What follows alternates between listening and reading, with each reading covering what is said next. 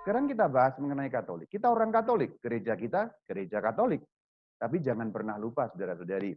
Kalau kita di Indonesia kadang-kadang lupa. Kadang-kadang lupa bahwa Katolik itu Kristen. Nama lengkapnya kan sebenarnya Gereja Kristen yang Satu, Kudus, Katolik, dan Apostolik. Disingkat Gereja Katolik. Jadi jangan pernah lupa, kita adalah orang Kristen. Kristen yang Katolik. Maka kita akan lihat seperti apa gereja Katolik dari asal mulanya. Ayat yang menjadi landasan adalah Matius 16 ayat 18. Ini menjadi landasan yang sangat kuat, ayat yang dapat kita temukan dalam Alkitab, di mana Yesus Kristus diceritakan akan mendirikan gerejanya. Kalau kita baca dalam terjemahan bahasa Indonesia, terjemahan TB, bunyinya begini. Aku pun berkata kepadamu, akunya Yesus, munya Petrus. Engkau adalah Petrus. Dan di atas batu karang ini aku akan mendirikan jemaatku. Perhatikan yang saya cetak dengan warna kuning. Terjemahan bahasa Indonesia itu mengatakan jemaat. Tetapi terjemahan ini tidak terlalu akurat. Kita bisa membuka terjemahan yang lain. Yaitu terjemahan bahasa Indonesia dalam versi BIMK. BIMK itu apa? Bahasa Indonesia Masa Kini atau BIS. Terjemahan ini sedikit lebih akurat. Kita lihat. Engkau adalah Petrus, batu yang kuat. Dan di atas alas batu inilah aku akan membangun, baca sama-sama, membangun apa? Gerejaku. Jadi terjemahan yang ini lebih akurat. Terjemahan yang benar jemaatku atau gerejaku, Romo? Ayo kita lihat terjemahan yang lain supaya kita bisa bandingkan. Saya bukakan terjemahan bahasa Inggris. Dan saya buka terjemahan bahasa Inggris bukan terjemahan yang versi Katolik. Karena kalau diterjemahkan atau saya buka terjemahan versi yang Katolik, nanti orang masih bisa bilang, itu kan terjemahan Katolik, itu dikarang-karang tuh terjemahannya. Saya sengaja kutip terjemahan Alkitab dalam bahasa Inggris yang bukan terjemahan gereja Katolik. KJV itu bukan terjemahan Katolik. King James Version, yaitu bukan terjemahan Katolik ya. Lihat terjemahannya. Lihat terjemahnya yang saya beri warna kuning. Ya. I will build my church. Dan perhatikan yang ditulis di sana itu dalam bentuk tunggal satu, yaitu church. Church itu satu. Kalau churches itu berarti banyak.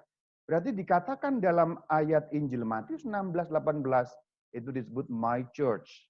Gerejaku, yang artinya satu gereja. Berarti gereja yang didirikan oleh Sang Kristus itu tidak ada banyak. Hanya ada satu gereja di atas muka bumi ini yang langsung didirikan oleh Sang Kristus. Ini bahasa Inggrisnya. Sekarang saya kutipkan bahasa Latinnya, Nova Vulgata, Alkitab resmi dalam bahasa Latin untuk gereja Katolik.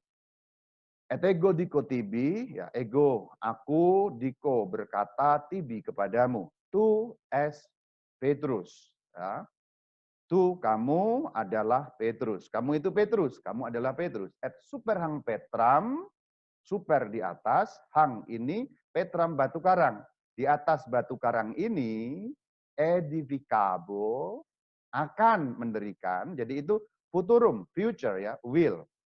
I will mendirikan ecclesia meam. Nah, terjemahan dalam bahasa Latin yang disebut dalam terjemahan Nova Vulgata, ecclesia itu artinya gereja, itu juga satu. Ecclesia meam itu gerejaku, my church. Jelas. Itu kan Latin. Mungkin ada yang menyangka. Itu kan Latin, Alkitabnya orang Katolik. Oke, kalau sekarang saya kutipkan Alkitab yang asli dalam bahasa Yunani, silakan dibaca. Bagian yang warna kuning itu ya. Bagian yang warna kuning, silakan dilihat bagian yang warna kuning. Bagian yang saya beri warna kuning itu berbunyi mo tin ecclesian. Jadi itu mo tin ecclesian. Mo itu my, tin itu kata sambungnya. Ecclesian itu satu eklesia gereja, my church. Jadi sebenarnya di dalam Injil Matius 16 ayat 18 sudah sangat jelas Sang Kristus punya rencana mendirikan gereja. Satu gereja. Ini terjadi kira-kira 2 tahun sebelum Pentakosta. Kira-kira 2 tahun. Maka dikatakan I will ya, I will. Aku akan. Aku akan. Dalam bahasa Indonesia juga aku akan. Berarti belum terjadi. Waktu Sang Kristus berbicara, gerejanya belum ada. Lalu kapan terjadi gerejanya itu? Setelah Sang Kristus naik ke surga, saudara-saudari. Sebelum naik ke surga kan memberi amanat ini. Karena itu pergilah, jadikanlah semua bangsa muridku, baptislah mereka dalam nama Bapa dan Putra dan Roh Kudus, dan seterusnya. Nah, setelah memberi amanat seperti ini, Sang Kristus naik ke surga. Beberapa hari kemudian, Roh Kudus turun. Kisah Rasul 2 ayat 1. Setelah 40 hari menampakkan diri, kemudian novena 9 hari, Roh Kudus turun. Nah, pada hari Pentakosta, semua orang percaya, berkumpul dan seterusnya, ayat 4, maka penuhlah mereka dengan Roh Kudus. Janji atau nubuat mengenai gereja tadi terpenuhi. Tadi kan dikatakan I will, aku akan. Inilah terjadinya gereja pada hari Pentakosta. Petrus bangkit dalam Kisah Rasul 2 ayat 14. Kemudian Petrus berkhotbah, berhomili bersama dengan 11 rasul yang lain. Hasilnya apa? Hasilnya adalah terbentuk gereja Katolik.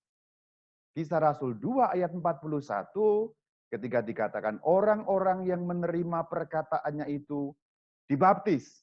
Dan pada hari itu juga jumlah mereka bertambah kira-kira 3.000 jiwa. Inilah terbentuknya gereja Katolik persis seperti yang dijanjikan dalam Injil Matius tadi. Jadi inilah pembentukan gereja Katolik. Ketika sebelumnya dikatakan aku akan, dan ini sekarang sudah terjadi. Dan gereja memang sejak awal sudah Katolik. Gereja sudah Katolik, meskipun istilahnya belum. Pada waktu itu nama Katolik belum ada, nama sebagai nama belum, karena baru perkembangan selanjutnya. Nama Kristen pun juga belum ada. Nama Kristen itu perkembangan selanjutnya. Tetapi gereja sudah jelas sudah Katolik dari awal. Anda bisa buka KGK 763 sampai 766 untuk mengecek perkataan saya benar atau tidak. Nah, Katolik, kalau ada yang tanya, Katolik itu artinya apa sih, Romo? Kristen artinya apa? Kristen artinya Kristianos, pengikut Kristus. Katolik artinya apa? Katholos, ya, katholis, katholon, mencakup semuanya, merangkul semuanya, lengkap, sepenuh-penuhnya. Nah, itu Katolik. Dan gereja itu memang sudah Katolik sejak pada hari terbentuknya. Kita lihat dalam Kisah Rasul, ada buktinya dalam Kisah Rasul. Kisah Rasul 2 ayat 9, 10 dan 11. Jadi siapa yang menjadi anggota gereja dan dibaptis pada hari Pentakosta, kita lihat. Parsia, Media, Elam, Mesopotamia, Yudea, Kabadokia, Pontus, Asia, Frigia, Pamfilia, Mesir, Libya, Kirene, dari Roma, orang Arab bahkan. Nah, silakan lihat. Jadi pada hari pertama terbentuknya gereja, dengan 3.000 orang yang percaya dan dibaptis, terbentuk gereja Katolik. Katolik artinya merangkul semua, mencakup semuanya, seluruhnya. Dan ini merupakan wilayah-wilayah seluruh dunia. Yang dimaksud adalah seluruh dunia pada waktu itu. Pada waktu itu kalau orang ngomong seluruh dunia belum mencakup Indonesia ya. Karena dunia yang dikenal pada waktu itu adalah dunia seputar Laut Tengah atau dunia seputar Mediterania. Yaitu Eropa, Asia Barat sekarang, Timur Tengah, dan Afrika bagian utara. Itulah dunia yang dikenal pada waktu itu. Dan ini semua yang disebutkan dalam Kisah Rasul 9 ayat 10 dan 11, ini seluruh dunia yang dikenal pada waktu itu. Berarti gereja sudah Katolik dari awalnya. Kalau sekarang saya perluas, kalau ada yang tanya, Katolik itu ada di Alkitab nggak sih Romo? Kata Katolik ada. Kalau kita buka Kisah Rasul 9 ayat 31, tidak saya cantumkan di sini, tapi Anda bisa buka. Nanti dikatakan seluruh jemaat. Nah itu kalau dalam bahasa Indonesia memang tidak kelihatan. Kalau di dalam bahasa asli Yunani akan kelihatan katholon, katholos, ya, katholon, katholos, katholos, Katolik. Nah itulah akar kata dari kata Katolik yang kita pakai sekarang.